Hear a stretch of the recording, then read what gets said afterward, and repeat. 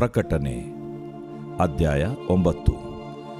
ಐದನೆಯ ದೇವದೂತನು ತುತ್ತೂರಿಯನ್ನೂದಿದಾಗ ಆಕಾಶದಿಂದ ಭೂಮಿಗೆ ಬಿದ್ದ ಒಂದು ನಕ್ಷತ್ರವನ್ನು ಕಂಡೆನು. ಅವನಿಗೆ ಅಧೋಲೋಕಕ್ಕೆ ಹೋಗುವ ಕೂಪದ ಬೀಗದ ಕೈ ಕೊಡಲ್ಪಟ್ಟಿತು. ಅವನು ಅಧೋಲೋಕದ ಕೂಪವನ್ನು ತೆರೆಯಲು ಕೂಪದಿಂದ ಬಂದ ಹೊಗೆ ದೊಡ್ಡ ಕುಲುಮೆಯ ಹೊಗೆಯಂತೆ ಏರಿತು. ಕೂಪದ ಹೊಗೆಯಿಂದ ಸೂರ್ಯನೂ ಆಕಾಶವೂ ಕತ್ತಲಾದವು. ಹೊಗೆಯೊಳಗಿಂದ ಮಿಡಿತೆಗಳು ಭೂಮಿಯ ಮೇಲೆ ಹೊರಟು ಬಂದವು. ಭೂಮಿಯಲ್ಲಿರುವ ಚೇಳುಗಳಿಗೆ ಸಾಮರ್ಥ್ಯವಿರುವ ಪ್ರಕಾರ ಅವುಗಳಿಗೆ ಸಾಮರ್ಥ್ಯ ಕೊಡಲ್ಪಟ್ಟಿತು. ಭೂಮಿಯ ಮೇಲಿರುವ ಹುಲ್ಲನ್ನಾಗಲಿ ಯಾವ ಪಲ್ಯವನ್ನಾಗಲಿ ಮರವನ್ನಾಗಲಿ ಕೆಡಿಸದೆ ಹಣೆಯ ಮೇಲೆ ದೇವರ ಮುದ್ರೆ ಇಲ್ಲದವರಾದ ಮನುಷ್ಯರನ್ನು ಮಾತ್ರ ಕೆಡಿಸಬಹುದೆಂದು ಅವುಗಳಿಗೆ ಅಪ್ಪಣೆಯಾಯಿತು. ಇವರನ್ನು ಕೊಲ್ಲದೆ 5 ತಿಂಗಳುಗಳವರೆಗೂ ಪೀಡಿಸುವುದಕ್ಕೆ ಅಪ್ಪಣೆಯಾಯಿತು. ಅವರಿಗುಂಟಾದ ಪೀಡೆಯು ಚೇಳು ಮನುಷ್ಯನನ್ನು ಹೊಡೆಯುವುದರಿಂದುಂಟಾಗುವ ಪೀಡೆಗೆ ಸಮಾನವಾಗಿತ್ತು. ಆ ಕಾಲದಲ್ಲಿ ಮನುಷ್ಯರು ಮರಣವನ್ನು ಬಯಸುವರು, ಆದರೆ ಅದು ಪ್ರಾಪ್ತವಾಗುವುದಿಲ್ಲ. ಸಾಯಬೇಕೆಂದು ಕೋರುವರು, ಆದರೆ ಮೃತ್ಯುವು ಅವರ ಬಳಿಯಿಂದ ಓಡಿ ಹೋಗುವುದು. ಆ ಮಿಡಿತೆಗಳ ರೂಪವು ಯುದ್ಧಕ್ಕೆ ಸನ್ನದ್ಧವಾಗಿರುವ ಕುದುರೆಗಳ ರೂಪದಂತೆ ಇತ್ತು. ಅವುಗಳ ತಲೆಯ ಮೇಲೆ ಚಿನ್ನದ ಕಿರೀಟಗಳಂತೆ ಏನೋ ಇದ್ದವು. ಅವುಗಳ ಮುಖಗಳು ಮನುಷ್ಯರ ಮುಖಗಳ ಹಾಗೆ ಇದ್ದವು. ಸ್ತ್ರೀಯರ ಕೂದಲಿನಂತಿರುವ ಕೂದಲು ಅವುಗಳಿಗೆ ಇತ್ತು. ಅವುಗಳ ಹಲ್ಲುಗಳು ಸಿಂಹದ ಹಲ್ಲುಗಳ ಹಾಗಿದ್ದವು. ಅವುಗಳಿಗೆ ಉಕ್ಕಿನ ಕವಚಗಳಂತಿದ್ದ ಕವಚಗಳು ಇದ್ದವು. ಅವುಗಳ ರೆಕ್ಕೆಗಳ ಶಬ್ದವು ಯುದ್ಧಕ್ಕೆ ಓಡುವ ರಥಾಶ್ವಗಳ ಶಬ್ದದ ಹಾಗೆ ಇತ್ತು. ಚೇಡಿಗಿರುವಂತೆ ಅವುಗಳಿಗೆ ಬಾಲಗಳೂ ಕೊಂಡಿಗಳೂ ಉಂಟು.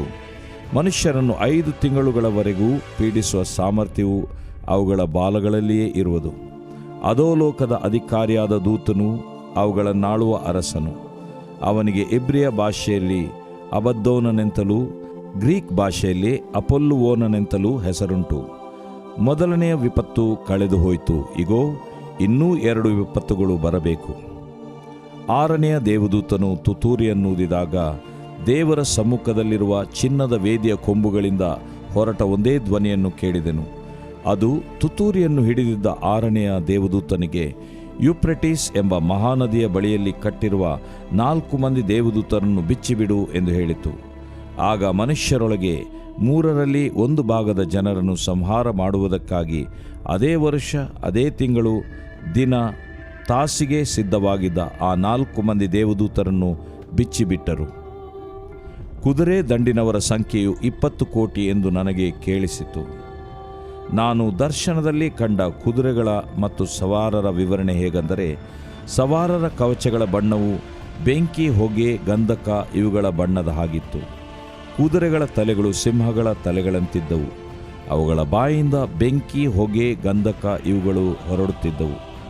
ಅವುಗಳ ಬಾಯಿಂದ ಹೊರಟ ಆ ಬೆಂಕಿ, ಹೊಗೆ, ಗಂಧಕ ಎಂಬ 3 ಉಪದ್ರವಗಳಿಂದ ಮನುಷ್ಯರಲ್ಲಿ 1/3 ಭಾಗವು ಹತವಾಯಿತು. ಆ ಕುದುರೆಗಳ ಸಾಮರ್ಥ್ಯವು ಅವುಗಳ ಬಾಯಲ್ಲಿಯೂ ಬಾಲಗಳಲ್ಲಿಯೂ ಇತ್ತು. ಅವುಗಳ ಬಾಲಗಳು ತಲೆಗಳುಳ್ಳವುಗಳಾಗಿ ಸರ್ಪಗಳ ಹಾಗೆ ಇದ್ದವು. ಅವುಗಳಿಂದ ಕೇಡನ್ನುಂಟು ಮಾಡುತ್ತವೆ. ಉಪದ್ರವಗಳಿಂದ ಸಾಯದೆ ಉಳಿದ ಜನರು ತಾವೇ ಮಾಡಿಕೊಂಡ ವಿಗ್ರಹಗಳನ್ನು ಬಿಟ್ಟು ದೇವರ ಕಡೆಗೆ ತಿರುಗಲಿಲ್ಲ. ಅವರು ದೆವ್ವಗಳ ಪೂಜೆಯನ್ನು ಬಂಗಾರ, ಬೆಳ್ಳಿ, ತಾಮ್ರ, ಕಲ್ಲು, ಮರ ಇವೇ ಮುಂತಾದವುಗಳಿಂದ ಮಾಡಲ್ಪಟ್ಟು ನೋಡಲಾರದೆ, ಕೇಳಲಾರದೆ, ನಡೆಯಲಾರದೆ ಇರುವ ವಿಗ್ರಹಗಳ ಪೂಜೆಯನ್ನು ಬಿಡಲಿಲ್ಲ. ಇದಲ್ಲದೆ ತಾವು ನಡೆಸುತ್ತಿದ್ದ ಕೊಲೆ, ಮಾಟ, ಜಾರತ್ವ, ಕಳ್ಳತನ ಇವುಗಳೊಳಗೆ ಒಂದನ್ನೂ ಬಿಟ್ಟು ಮಾನಸಾಂತರ ಮಾಡಿಕೊಳ್ಳಲಿಲ್ಲ. ದೇವರು ಪ್ರೀತಿಸುವ ಪ್ರೀತಿಯ ಬಿಗ್ ಜೆ ಟಿವಿ ಪ್ರಿಯ ವೀಕ್ಷಕರಿಗೆ ನಮ್ಮ ಕರ್ತನಾದ ಯೇಸು ಕ್ರಿಸ್ತನ ಹೆಸರಿನಲ್ಲಿ ನಿಮ್ಮನ್ನು ವಂದಿಸಿ ಸ್ವಾಗತ ಬಯಸುತ್ತಿದ್ದೇವೆ. ಬನ್ನಿರಿ, ಇಂದು ನಾವು ದೇವರ ವಾಕ್ಯವನ್ನು ಅಧ್ಯಯನ ಮಾಡಿಕೊಳ್ಳೋಣ. ಇಂದಿನ ನಮ್ಮ ಅಧ್ಯಯನ ಪ್ರಕಟಣೆಯ ಗ್ರಂಥ, the book of revolution, chapter 9, 9ನೇ ಅಧ್ಯಾಯ. ಪ್ರಕಟಣೆ 9ನೇ ಅಧ್ಯಾಯದಲ್ಲಿ ದೇವರ 10 ಕೃತ್ಯಗಳನ್ನು ನೋಡಿಕೊಳ್ತಿದ್ದೀವಿ. 10 acts of god. 10 acts of god. ದೇವರ 10 ಕೃತ್ಯಗಳಲ್ಲಿ ಮೊದಲನೇ ಕೃತ್ಯ ಏನಂತ ಹೇಳಿದ್ರೆ, ಸೆಂಡಿಂಗ್ ಈವಿಲ್ ಸ್ಪಿರಿಟ್ಸ್, ದುರಾತ್ಮಗಳನ್ನು ಬಿಡುಗಡೆ ಮಾಡೋದು. ಇದನ್ನು ನಾವು ಓದುವಾಗ ನಮಗೆ ಆಶ್ಚರ್ಯ ಆಗ್ಬೋದು, ಇದೇನು ದೇವರು ಹೀಗೆಲ್ಲ ಮಾಡ್ತಾರಾ ಅಂತ ಹೇಳ್ಬಿಟ್ಟು. ದೇವರು ದುರಾತ್ಮಗಳನ್ನು ಬೇಕಂತ ಕಳಿಸಲ್ಲ, ಆದರೆ ಅನುಮತಿಸ್ತಾರೆ. ಯೇಸು ಸ್ವಾಮಿ ಹತ್ರ ಸೈತಾನ ಬಂದಿದ್ದು ತಾನಾಗಿ ಬಂದನ? ಇಲ್ಲ, ದೇವರು ಅನುಮತಿಸಿದರು. ಮತ್ತಾಯ 4, ಲೂಕ 4 ಈ 2 ಕಡೆಗಳಲ್ಲಿ ನೋಡುವಾಗ ಸೈತಾನನು ಬಂದು ಯೇಸು ಕರ್ತನನ್ನು ಶೋಧಿಸಿದ್ರ ಬಗ್ಗೆ ನಾವು ಓದ್ತೇವೆ. 2 ಕೊರಿಂಥ 12ನೇ ಅಧ್ಯಾಯದಲ್ಲಿ ನೋಡುವಾಗ ಪೌಲನಿಗೆ ಕೂಡ ಒಬ್ಬ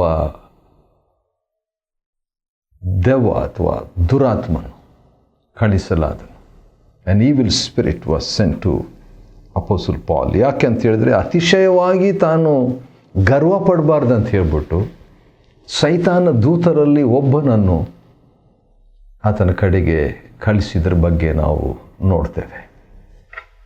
ಅಷ್ಟೇ ಅಲ್ಲ, ಪೇತ್ರನ ಜೀವನದಲ್ಲಿ ಕೂಡ ನಾವು ನೋಡುವಾಗ ಇದು ಕೆಲವು 3 ಎಕ್ಸಾಂಪಲ್ಸ್ ನಾನು ಕೊಟ್ಟೆ. ಯೇಸು ಸ್ವಾಮಿ ಎಕ್ಸಾಂಪಲು ಮತ್ತು ಪೌಲನ ಎಕ್ಸಾಂಪಲು. ಈಗ ನಾನು ಪೇತ್ರನ ಎಕ್ಸಾಂಪಲ್ ನಾನು ಕೊಡಲಿಕ್ಕೆ ಹೋಗ್ತೀನಿ. ಪೇತ್ರನ ಜೀವನದಲ್ಲಿ ಕೂಡ ನಾವು ನೋಡುವಾಗ ಯೇಸು ಸ್ವಾಮಿ ತಾನೇ ಹೇಳಿದ ಮಾತು ನಿಮಗೋಸ್ಕರವಾಗಿ ಓದ್ತೇನೆ. ಸೀಮೋನನೇ ಸೀಮೋನನೇ, ಲೂಕ 22:31, ಈಗೋ ಸೈತಾನನು ನಿಮ್ಮೆಲ್ಲರನ್ನು ಗೋಧಿಯಂತೆ ತೂರಬೇಕೆಂದು ಅಪ್ಪಣೆ ಕೇಳಿಕೊಂಡಿದ್ದಾನೆ. ಅಂದರೆ ಸೈತಾನ್ ಪರ್ಮಿಷನ್ ತಗೊಂಡಿದ್ದಾನಂತೆ ಸೀಮೋನನನ್ನು ಅಥವಾ ಪೇತ್ರನನ್ನು ಅಥವಾ ಪೇತ್ರನ ಸಂಗಡಿಗರನ್ನು ಅಟ್ಯಾಕ್ ಮಾಡಲಿಕ್ಕೆ. ಯೋಬನ ಎಕ್ಸಾಂಪಲ್ ಕೂಡ ತಗೊಳ್ರಿ. ಇದು ಬಂದು ಲೂಕ 22ನೇ ಅಧ್ಯಾಯ ಮತ್ತು 31-32ನೇ ವಚನ. ಆದರೆ ಯೋಬ 1ನೇ ಅಧ್ಯಾಯ ಮತ್ತು 2ನೇ ಅಧ್ಯಾಯಕ್ಕೆ ನಾವು ನೋಡುವಾಗ ಸೈತಾನ್ ಪರ್ಮಿಷನ್ ತಗೊಂಡು ದಾಳಿ ಮಾಡ್ತಾನೆ. ಆ ರೀತಿಯಾಗಿ ದೇವರು ಅನುಮತಿಸಿರದೆ ಏನೂ ಆಗೋದಿಲ್ಲ. ಇಲ್ಲಿ ಕೂಡ ದೇವರು ಅನುಮತಿಸುವಂಥದ್ದನ್ನು ನಾವು ನೋಡ್ತಿದ್ದೇವೆ. ಅದೇನಂತ ಹೇಳಿದ್ರೆ, ಪಾತಾಳ ಸುರಂಗದ ಬೀಗದ ಕೈ ಒಬ್ಬ ದೇವದೂತನಿಗೆ ಕೊಡಲಾಗಿತ್ತು. ಅವನು ಆ ಪಾತಾಳವನ್ನು ತೆರೆಯಲು, ದೇವದೂತ ಈಗ ಓಪನ್ ಮಾಡ್ತಿದ್ದಾನೆ ಪಾತಾಳವನ್ನು, ತೆಗೆಯುವಾಗ ಅದರೊಳಗಿಂದ ಹೊಗೆಯು ಮಹಾ ಕುಲುಮೆಯಿಂದ ಬರುವ ಹೊಗೆಯಂತೆ ಏರಿ ಪಾತಾಳದ ಹೊಗೆಯಿಂದ ಸೂರ್ಯ ಮತ್ತು ಆಕಾಶಕ್ಕೆ ಕತ್ತಲು ಕವಿಯಿತು. ಆ ಹೊಗೆಯೊಳಗಿಂದ ಮಿಡತೆಗಳು ಭೂಮಿಯ ಮೇಲೆ ಬಂದವು. ಅವುಗಳಿಗೆ ಭೂಮಿಯ ಮೇಲಿನ ಚೇಳುಗಳಿಗೆ ಇರುವಂತೆ ಸಾಮರ್ಥ್ಯ ಕೊಡಲಾಗಿತ್ತು. ಒಂದು ವಿಧವಾದ ದುರಾತ್ಮ ಅಂತ ನಾನು ಹೇಳಲಿಕ್ಕೆ ಇಷ್ಟಪಡ್ತೇನೆ. ಯಾಕಂತ ಹೇಳಿದ್ರೆ ದೇವರು ಸಾರ್ವಭೌಮನು, ಗಾಡ್ ಈಸ್ ಸಾವರಿನ್. ಆದ ಕಾರಣ ಇದು ದೇವರ ಮೊದಲನೇ ಆ್ಯಕ್ಟು, 10 ಆ್ಯಕ್ಟ್ಸ್ ಆಫ್ ಗಾಡ್. ಅದರಲ್ಲಿ ಮೊದಲನೇದು, ಹಿ ಅಲೌಸ್ ಸರ್ಟನ್ ಸ್ಪಿರಿಟ್ಸ್. ಯಾಕೆ ಅದನ್ನು ಅನುಮತಿಸ್ತಾನೆ ಎಂಬುದಕ್ಕೆ 2ನೇ ಥೆಸಲೋನಿಕದವರಿಗೆ ಬರೆದ ಪತ್ರಿಕೆ 2ನೇ ಅಧ್ಯಾಯದ 7-9 ವಚನಗಳಲ್ಲಿ ನಾವು ನೋಡಿಕೊಳ್ಬೋದು. ಸರಿ, 2ನೇದಾಗಿ ಇನ್ನೊಂದು ಆ್ಯಕ್ಟ್ ಆಫ್ ಗಾಡ್, ದೇವರ ಮತ್ತೊಂದು 2ನೇ ಕೃತ್ಯ ಏನಂದರೆ ನಾನ್ ಸೀಲ್ ಆಫ್ ಗಾಡ್ಸ್ ಪೀಪಲ್. ಅಂದರೆ ಮುದ್ರೆ ಹಾಕದ ಜನರು, ದೇವರ ಮುದ್ರೆ ಹಾಕಿಕೊಳ್ಳದ, ಅಂದ್ರೆ ದೇವರ ಮುದ್ರೆ ಹಾಕಿಸಿಕೊಳ್ಳದ ಜನರು. ಏನಾಯಿತು? 9ನೇ ಅಧ್ಯಾಯ 4ನೇ ವಚನದಲ್ಲಿ ಹಣೆಯ ಮೇಲೆ ದೇವರ ಮುದ್ರೆಯನ್ನು ಹಾಕಿಸಿಕೊಳ್ಳದ ಮನುಷ್ಯರು ಯಾರಾದರೂ ಇದ್ದರೆ ಭೂಮಿಯ ಮೇಲೆ, ಅಂಥವರಿಗೆ ತೊಂದರೆ ಕೊಡಬೇಕಂತ ಬರ್ತಾರೆ. ಹಾಗಾದರೆ ಈ ದುರಾತ್ಮಗಳಿಗೆ ಒಂದು ಸ್ಪೆಷಲ್ ಟಾರ್ಗೆಟ್, ಸ್ಪೆಷಲ್ ಆ್ಯಕ್ಟಿವಿಟಿ, ಉದ್ದೇಶ ಇದ್ದವು. ಯಾಕಂತೇಳಿದ್ರೆ ಪ್ರಕಟಣೆ 13ನೇ ಅಧ್ಯಾಯಕ್ಕೆ ನಾವು ನೋಡುವಾಗ ಕ್ರಿಸ್ತ ವಿರೋಧಿ ಆ್ಯಂಟಿ ಕ್ರೈಸ್ಟು ಮುದ್ರೆ ಹಾಕ್ಕೋಬೇಕು ಅಂತ ಹೇಳ್ಬಿಟ್ಟು ಒತ್ತಾಯ ಮಾಡ್ತಾನೆ. ಆದರೆ ದೇವರು ಯಾರಿಗೂ ಒತ್ತಾಯ ಮಾಡಲ್ಲ. ಈ ಹಣೆ ಮೇಲೆ ಮುದ್ರೆ ಹಾಕ್ಕೋಬೇಕು, ಗುರುತು ಹಾಕ್ಕೋಬೇಕಂತ ಹೇಳ್ಬಿಟ್ಟು. ಆದರೆ ಯಾರ್ಯಾರು ಆ ಮುದ್ರೆ ಹಾಕ್ಕೊಂಡಿಲ್ಲ, ಪ್ರಕಟಣೆ 9:4, ಯಾರ್ಯಾರು ಹಣೆ ಮೇಲೆ ದೇವರ ಮುದ್ರೆಯನ್ನು ಹೊಂದದೆ ಹಾಕಿಕೊಳ್ಳದಂಥ ಮನುಷ್ಯರನ್ನು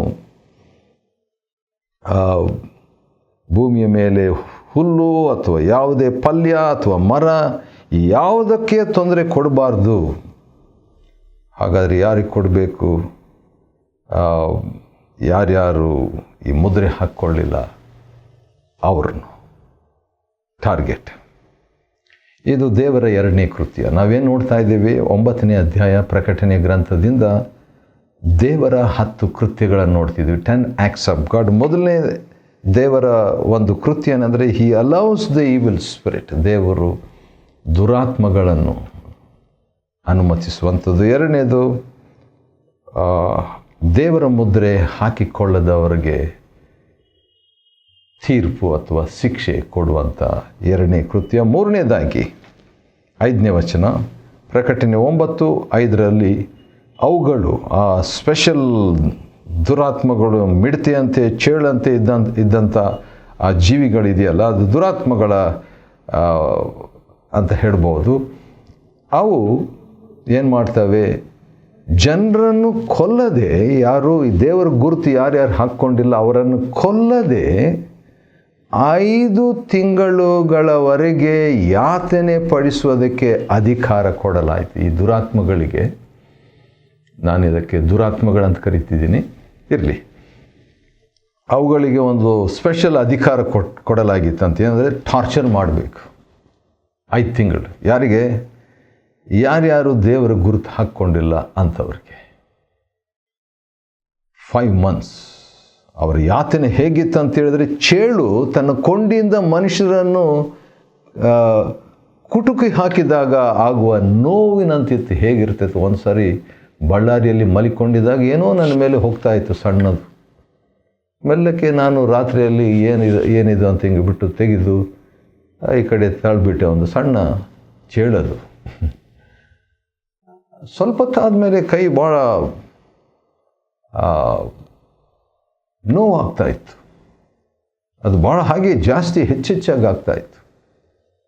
ಇಲ್ಲಿ ಬರೆದಿರುವಂಥ ವಾಕ್ಯ ಹಾಗಿದೆ. 9ನೇ ಅಧ್ಯಾಯ ಪ್ರಕಟಣೆ ಗ್ರಂಥ 5ನೇ ವಚನ, ಮನುಷ್ಯರನ್ನು ಚೇಳು ಕೊಂಡಿಯಿಂದ ಕುಟುಕಿ ಹಾಕಿದ ಹಾಗೆ ಅಂಥ ನೋವಿರ್ತದಂತೆ. ಎಷ್ಟು ಕಾಲ? 5 ತಿಂಗಳು. ಕಾರಣ ಏನು? ಹಣೆಗೆ ನೀವು ದೇವರ ಗುರುತು ಹಾಕ್ಕೊಂಡಿಲ್ಲ. ಇದಾಗ್ತದ? ಆಗುತ್ತೆ. ಯಾವಾಗ? ಆ 7 ವರ್ಷ ಮಹಾಕಾಲದಲ್ಲಿ, ಮಹಾಹಿಂಸಾ ಕಾಲದಲ್ಲಿ, ಟ್ರಿಬ್ಯುಲೇಷನ್ ಟೈಮ್ನಲ್ಲಿ ಇದಾಗ್ತದೆ. 4ನೇದಾಗಿ ನಾವೇನು ನೋಡ್ತಿದ್ದೀವಿ? 9ನೇ ಅಧ್ಯಾಯದಿಂದ ನಾವು ಪ್ರಕಟಣೆ 9ರಿಂದ ನಾವೇನು ನೋಡ್ತಿದ್ದೀವಿ? 10 acts of God. ದೇವರ 10 ಕೃತ್ಯಗಳು. ಅದರಲ್ಲಿ 3 ಮುಗೀತು. ಈಗ 4ನೇ ಕೃತ್ಯ ಏನಂತ ಹೇಳಿದ್ರೆ ಡೆತ್ಲೆಸ್ ಡೆತ್ಸ್. ಇದು ದೇವರ 4ನೇ ಕೃತ್ಯ, ಡೆತ್ಲೆಸ್ ಡೆತ್ಸ್. ಅಂದರೆ ಮರಣವಿಲ್ಲದ ಮರಣ ಅಂತ ಹೇಳ್ಬಿಟ್ಟು. ಏನದರ ಅರ್ಥ ಆಗ್ತಾ ಇಲ್ವಾ? ನೋಡೋಣ ಬನ್ನಿರಿ. 9ನೇ ಅಧ್ಯಾಯದ 6ನೇ ವಚನದಲ್ಲಿ, ಆ ದಿನಗಳಲ್ಲಿ, ಯಾವ ದಿನಗಳಲ್ಲಿ? ಈ 5 ತಿಂಗಳಿರ್ತಾವಲ್ಲ, ದೇವರು ಈ ದುರಾತ್ಮಗಳನ್ನು ಅಥವಾ ವಿಶೇಷ ಜೀವಿಗಳನ್ನು, ಸೃಷ್ಟಿಗಳನ್ನು, ಚೇಳು ಮಿಡತೆಗಳು ಇದ್ದ ಹಾಗೆ ಇರುವಂಥ ಅವುಗಳನ್ನು ಕಳಿಸಿದ್ನಲ್ಲ, ಆ 5 ತಿಂಗಳಲ್ಲಿ ಜನರು ಮರಣವನ್ನು ಹುಡುಕುವರು. ಸೂಸೈಡ್ ಮಾಡ್ಕೋಬೇಕಂತಿರ್ತಾರಂತೆ. ಆದರೆ ಯಾವ ರೀತಿಯಿಂದಲೂ ಮರಣ ಹೊಂದುವುದಕ್ಕೆ ಆಗೋದಿಲ್ಲ. ಸೂಸೈಡ್ ಮಾಡಲಿಕ್ಕಾಗಲ್ಲ 5 ತಿಂಗಳು. ಅದಕ್ಕಿಂತ ಮುಂಚೆ ಸೂಸೈಡ್ ಮಾಡ್ಕೋಬೋದು, ಆತ್ಮಹತ್ಯೆ ಮಾಡ್ಕೋಬೋದು. ಅದರ ತರುವಾಯ ಆತ್ಮಹತ್ಯೆ ಮಾಡ್ಕೋಬೋದು. ಆದರೆ 5 ತಿಂಗಳಲ್ಲಿ ಯಾರೂ ಎಲ್ಲಿನೂ ಆತ್ಮಹತ್ಯೆ ಮಾಡ್ಕೊಳ್ಳಿಕ್ಕಾಗಲ್ಲ. ಅಂಥ ಒಂದು ಕಾರ್ಯ ದೇವರು ಮಾಡ್ತಾರೆ. ಯಾಕಂತ ಹೇಳಿದರೆ ಅವರೆಲ್ಲರೂ ಸಾಯಲು ಹಾರೈಸುವರು. ಯಾಕಂದ್ರೆ ಭಾಳ ನೋವು, 5 ತಿಂಗಳು ನೋವು. ಅವ್ರು ಸತ್ತೋಗ್ಬೇಕಂತ ಇಷ್ಟಪಡ್ತಾರೆ. ಆದರೆ ಹೇಗಿದೆ ನೋಡ್ರಿ ವಾಕ್ಯ, ಪ್ರಕಟಣೆ 9 ಮತ್ತು 6ನೇ ವಚನ, ಆದರೆ ಮರಣವು ಅವರಿಂದ ಓಡಿ ಹೋಗೋದು. ಮರಣ ಹೊಂದಬೇಕಂತ ಹೇಳ್ಬಿಟ್ಟು ಇಂಗ್ಲೆಂಡ್ಗೆ, ಲಂಡನ್ಗೆ ಅಥವಾ ಕರ್ನಾಟಕಕ್ಕೆ, ಆಂಧ್ರಕ್ಕೆ, ಕೇರಳಕ್ಕೆ, ಉತ್ತರ ಪ್ರದೇಶಕ್ಕೆ ಓಡಿದರೂ ಕೂಡ ಅವರಿಗೆ ಮರಣ ಸಿಗೋದಿಲ್ಲ. 5 ತಿಂಗಳು. ಭಾಳ ಭಯಂಕರವಾದ ಒಂದು ಚಿತ್ರ ಅಲ್ವಾ? ಸರಿ, 5ನೇದಾಗಿ ನಾವು ಪ್ರಕಟಣೆ 9ನೇ ಅಧ್ಯಾಯದಿಂದ ದೇವರ 10 ಕೃತ್ಯಗಳನ್ನು ನಾವು ನೋಡ್ತಿದ್ದೇವೆ. 10 ಆ್ಯಕ್ಟ್ಸ್ ಆಫ್ ಗಾಡ್. ಅದರಲ್ಲಿ 5ನೇದು ಏನಂತ ಹೇಳಿದ್ರೆ ನಾಶನ, ಡಿಸ್ಟ್ರಕ್ಷನ್. ಯಾಕಂದರೆ ಹೀಬ್ರು ಭಾಷೆಯಲ್ಲಿ ಅಬದ್ದೋನ್ ಎಂದು, ಗ್ರೀಕ್ ಭಾಷೆಯಲ್ಲಿ ಅಪಲುವೋನ್ ಅಂತ ಹೇಳ್ಬಿಟ್ಟು ಆ ಒಂದು ಹೆಸರಿನ ಪಾತಾಳ ಲೋಕದ ದೂತನೊಬ್ಬನು ಬರ್ತಾನೆ. ಅಂದರೆ ಸ್ಪೆಷಲ್ ಈವಿಲ್ ಸ್ಪಿರಿಟ್. ಪಾತಾಳ ಲೋಕ ಅಂತ ಹೇಳಿದ್ರೆ ಈವಿಲ್ ಸ್ಪಿರಿಟೇ. ಆದ ಕಾರಣ ಆ ಲೋಕದಿಂದ ಒಬ್ಬ ಹೆಡ್ ಲೀಡರ್ಶಿಪ್ ಅಥವಾ ನಾಯಕನಾದಂಥ ಒಬ್ಬ ದೆವ್ವ ಅಥವಾ ದುರಾತ್ಮ ಬರ್ತಾನೆ. ಇಬ್ರಿಯ 9:11 ಅವನ ಕೆಲಸ ಏನಂದರೆ ನಾಶ. ಈಗಾಗಲೇ 5 ತಿಂಗಳ ಕಾಲ ಈ ಒಂದು ದುರಾತ್ಮಗಳ ಬಾಲದಿಂದ ಬಾಧಿಸುವ ಸಾಮರ್ಥ್ಯ ಅವುಗಳಿಗಿತ್ತು. ಈಗ ಲೀಡರ್ ಬೇರೆ ಬಂದುಬಿಟ್ಟಿದ್ದಾನೆ. ಈಗ ಆರ್ಗನೈಸ್ಡ್ ಅಟ್ಯಾಕ್, ಕ್ರಮಪಡಿಸಿದಂಥ ಒಂದು ದಾಳಿ ಈ ನಾಶಕನು. ಇದನ್ನು ಕೂಡ ದೇವರು ಅನುಮತಿಸ್ತಾರೆ. ಇದು ಕೂಡ ನ್ಯಾಯ ತೀರ್ಪಿನ ಒಂದು ಭಾಗ. 6ನೇದಾಗಿ ಗೋಲ್ಡನ್ ಆಲ್ಟರ್, ಚಿನ್ನದ ಬಲಿಪೀಠ. ವಾವ್! ಇದರಲ್ಲಿ ನೋಡ್ರಿ ಆಶ್ಚರ್ಯ ಏನಂದರೆ ಇವೆಲ್ಲ ಜಡ್ಜ್ಮೆಂಟ್ ಆಫ್ ಗಾಡ್, ಇವೆಲ್ಲ ದೇವರ ನ್ಯಾಯ ತೀರ್ಪಿನ ನಡುವೆ ಅಲ್ಲಲ್ಲಿ ಸ್ವಲ್ಪ ದೇವರ ಒಂದು ಕರುಣೆ, ದೇವರ ಕೃಪೆ, ದೇವರ ಪ್ರೀತಿ, ದೇವರ ತಾಳ್ಮೆ ಇವುಗಳನ್ನು ನೋಡ್ಬೋದು. ಆದ ಕಾರಣ 9ನೇ ಅಧ್ಯಾಯ 13ನೇ ವಚನದಲ್ಲಿ 6ನೇ ದೇವದೂತನು ತನ್ನ ತುತ್ತೂರಿಯನ್ನು ಊದಲು ದೇವರ ಮುಂದೆ ಇರುವ ಚಿನ್ನದ ಬಲಿಪೀಠದ 4 ಕೊಂಬುಗಳಿಂದ, ಅಂದರೆ ದೇವರ ಮುಂದೆ ಇರುವ ಚಿನ್ನದ ಬಲಿಪೀಠ ಅಂತ ಹೇಳುವಾಗ, ಅಂದರೆ ಈಗ ಫೋಕಸ್ ದೇವರ ಸನ್ನಿಧಾನಕ್ಕೆ ಹೋಗ್ತದೆ. The presence of god. ಅಲ್ಲಿ ಚಿನ್ನದ ಬಲಿಪೀಠ ಇರ್ತದೆ. ಹೌದು, ತಾಮ್ರದ ಬಲಿಪೀಠ ಅಲ್ಲ, ಚಿನ್ನದ ಗೋಲ್ಡನ್ ಆಲ್ಟರ್. ಅದರ ಅರ್ಥ ಏನಂತ ಹೇಳಿದ್ರೆ, ಯೇಸು ಕ್ರಿಸ್ತನು ಗೋಲ್ಡ್ ಬಂದು ಯೇಸು ಕ್ರಿಸ್ತನಿಗೆ ಸಾಂಕೇತಿಕವಾದ ರಾಜತನ.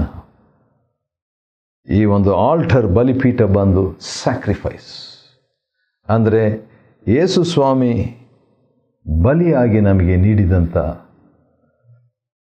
ಅರಸನು, ಆವಾಗ ರಕ್ಷಕನು, ಈಗ ಅರಸನು. Is the king of Kings.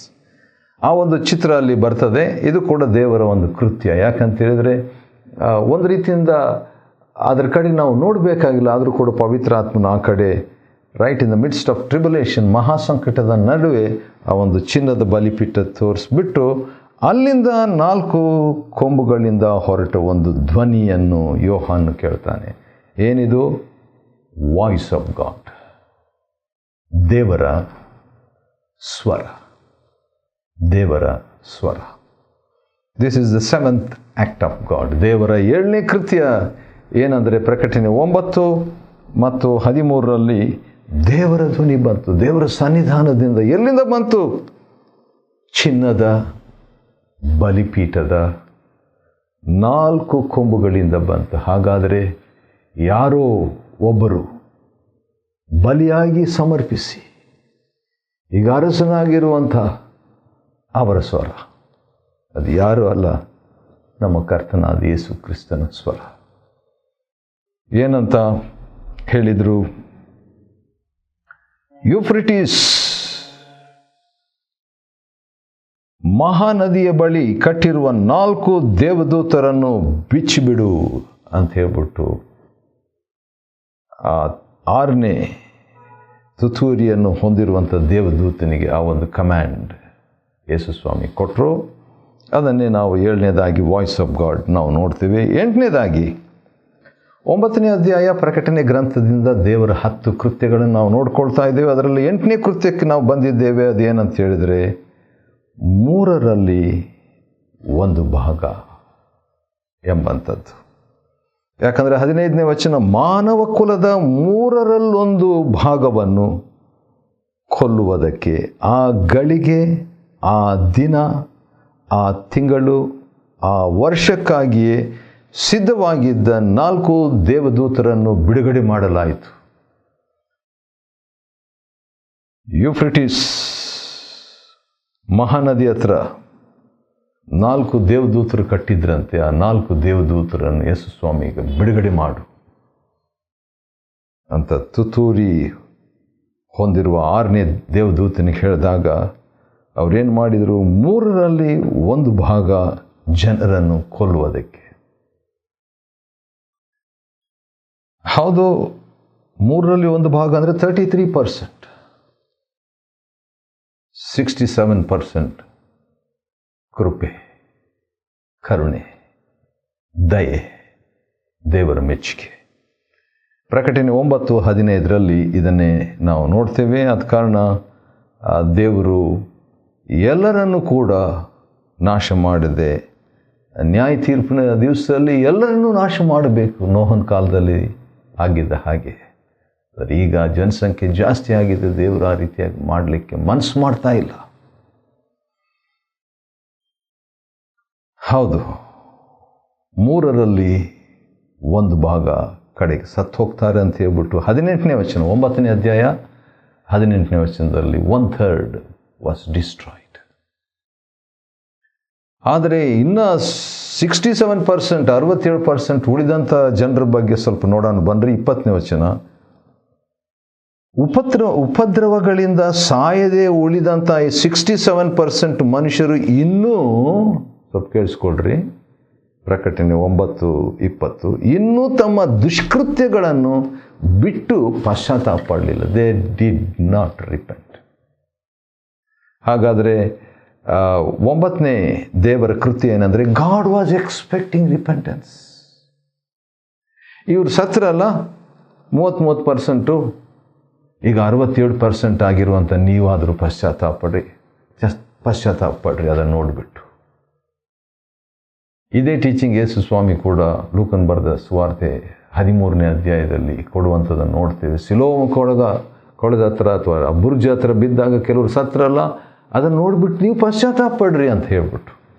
ಇಲ್ಲಿ ಕೂಡ 33% ಸತ್ತಿದ್ದನ್ನು ನೋಡಿಬಿಟ್ಟು 67%ನವರು ಪಶ್ಚಾತ್ತಾಪ ಪಡಬೇಕಂತ ದೇವರು ಎಕ್ಸ್ಪೆಕ್ಟ್ ಮಾಡಿದರು. 21ನೇ ವಚನ ಪಶ್ಚಾತ್ತಾಪ ಪಡಲಿಲ್ಲ, 20ನೇ ವಚನ ಪಶ್ಚಾತ್ತಾಪ ಪಡಲಿಲ್ಲ ಅಂತ. ಪಶ್ಚಾತ್ತಾಪ ಎಕ್ಸ್ಪೆಕ್ಟ್ ಮಾಡಿದರು. God expected repentance. ಕೊನೆಯದಾಗಿ 10th ಆ್ಯಕ್ಟ್ ಆಫ್ ಗಾಡ್, ದೇವರ 10ನೇ ಕೃತ್ಯ ಏನಂತ ಹೇಳಿದರೆ, ಅವರು 20ನೇ ವಚನದ 2ನೇ ಭಾಗದಲ್ಲಿ ಅವರು ದುಷ್ಕೃತ್ಯಗಳನ್ನು ಬಿಟ್ಟು ಪಶ್ಚಾತ್ತಾಪ ಪಡಲಿಲ್ಲ. ಅವರು ದೆವ್ವಗಳನ್ನು ನೋಡಲು, ಕೇಳಲು, ನಡೆಯಲು ಆಗದ ಚಿನ್ನ, ಬೆಳ್ಳಿ, ತಾಮ್ರ, ಕಲ್ಲು, ಮರಗಳ ವಿಗ್ರಹಗಳನ್ನು ಆರಾಧಿಸುವುದನ್ನು ನಿಲ್ಲಿಸಲಿಲ್ಲ. So the 10th act of God is God expected them to worship Him. ನೋಡ್ರಿ, ಅವರು ದೇವರನ್ನ ಆರಾಧಿಸಲಿಲ್ಲ ಅಂತೆ, ಅವ್ರು ಪಶ್ಚಾತ್ತಾಪ ಪಡಲಿಲ್ಲ ಆದರೆ ದೇವರು ಅವ್ರ ಪಶ್ಚಾತ್ತಾಪವನ್ನು ಎಕ್ಸ್ಪೆಕ್ಟ್ ಮಾಡಿದರು. ದೇವರು ಆರಾಧನೆಯನ್ನು ಕೂಡ ಎಕ್ಸ್ಪೆಕ್ಟ್ ಮಾಡಿದರು. God expected repentance of the 67% of the people who were not destroyed. ಉಳಿದಂಥ 67 ಮೆಜಾರಿಟಿ ಕಡೆಯಿಂದ ದೇವರು ಆರಾಧನೆಯನ್ನು ಅಪೇಕ್ಷೆ ಪಟ್ಟರು. 9:20ನೇ ವಚನದಲ್ಲಿ ಅದನ್ನು ನೋಡ್ತೇವೆ. ಪ್ರಕಟಣೆ ಗ್ರಂಥ 9ನೇ ಅಧ್ಯಾಯದಿಂದ ನಾವು ದೇವರ 10 ಕೃತ್ಯಗಳನ್ನು ಅಧ್ಯಯನ ಮಾಡಿಕೊಳ್ಳುವಂತೆ ದೇವರು ಕೊಟ್ಟ ಕೃಪೆಗಾಗಿ ಆತನಿಗೆ ಸ್ತೋತ್ರವಾಗಲಿ. ದೇವರು ನಿಮ್ಮನ್ನು ಆಶೀರ್ವದಿಸಲಿ.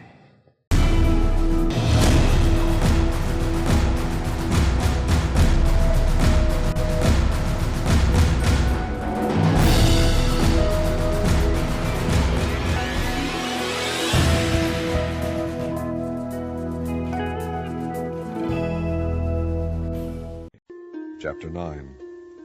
And the 5th angel sounded, and I saw a star fall from heaven unto the earth, and to him was given the key of the bottomless pit. And he opened the bottomless pit, and there arose a smoke out of the pit, as the smoke of a great furnace, and the sun and the air were darkened by reason of the smoke of the pit.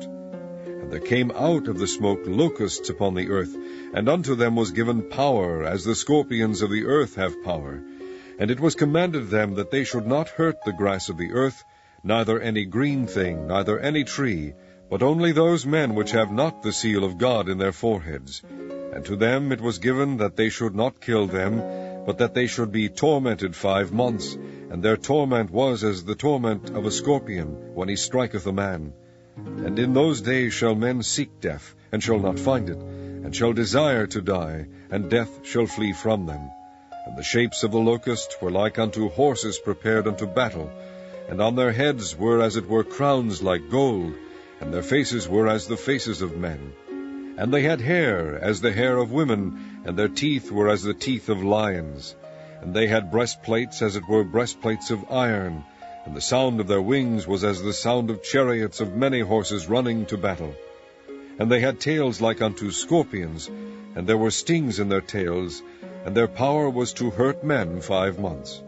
And they had a king over them, which is the angel of the bottomless pit, whose name in the Hebrew tongue is Abaddon, but in the Greek tongue hath his name Apollyon. 1 woe is past, and behold, there come 2 woes more hereafter. And the 6th angel sounded, and I heard a voice from the 4 horns of the golden altar which is before God, saying to the 6th angel which had the trumpet, Loose the 4 angels which are bound in the great river Euphrates. And the 4 angels were loosed, which were prepared for an hour, and a day, and a month, and a year, for to slay the 3rd part of men. And the number of the army of the horsemen were 200,000, and I heard the number of them. And thus I saw the horses in the vision, and them that sat on them, having breastplates of fire, and of jacinth, and brimstone, and the heads of the horses were as the heads of lions, and out of their mouths issued fire, and smoke, and brimstone. By these 3 was the 3rd part of men killed, by the fire, and by the smoke, and by the brimstone which issued out of their mouths. For their power is in their mouth, and in their tails, for their tails were like unto serpents, and had heads, and with them they do hurt. And the rest of the men which were not killed by these plagues yet repented not of the works of their hands, that they should not worship devils, and idols of gold, and silver, and brass, and stone, and of wood, which neither can see, nor hear, nor walk. Neither repented they of their murders, nor of their sorceries, nor of their fornication, nor of their thefts.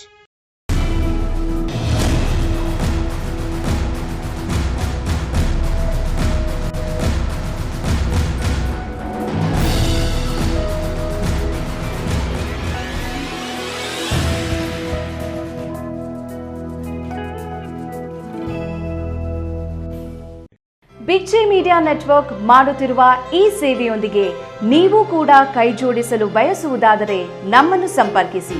ನಮ್ಮ ವಿಳಾಸ